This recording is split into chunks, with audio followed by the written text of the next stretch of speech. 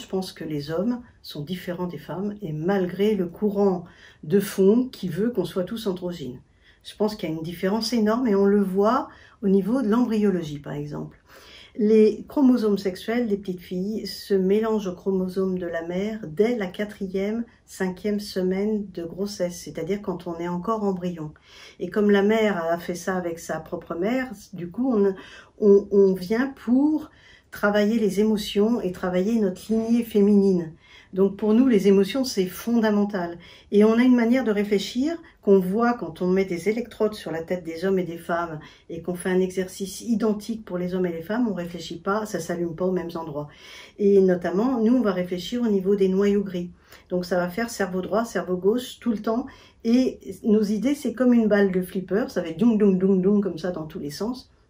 Et c'est pour ça qu'on a besoin de copines, pour pouvoir calmer la bite. Les hommes réfléchissent au niveau du tronc cérébral. Ça se voit très bien dans les électroencéphalogrammes qu'on voit. Ils réfléchissent à un autre niveau.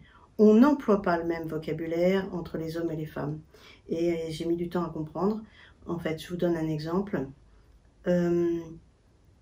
Salope. Salope. Bah, pour une femme, c'est une vraie insulte parce que ça veut dire « j'ai fait une saloperie ». Alors que c'est pas du tout la même chose dans la bouche d'un homme. J'ai compris ça, j'ai mis du temps.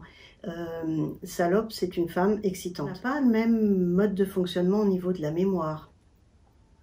La mémoire, par exemple, une femme va mettre, j'ai une amie qui a mis des mois à ce que son mari arrive à lui caresser les seins comme elle aime.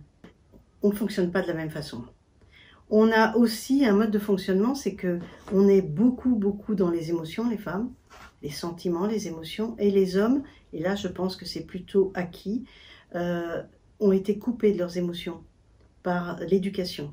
Et notamment, l'homme est fait pour être la chair à canon, il ne doit pas pleurer, et ça c'est bête parce que dans la sexualité, ça me paraît fondamental. Donc il faut accepter d'être différent? Ben oui, il faut accepter d'être différent, et il faut même en être conscient de façon à ne pas se braquer.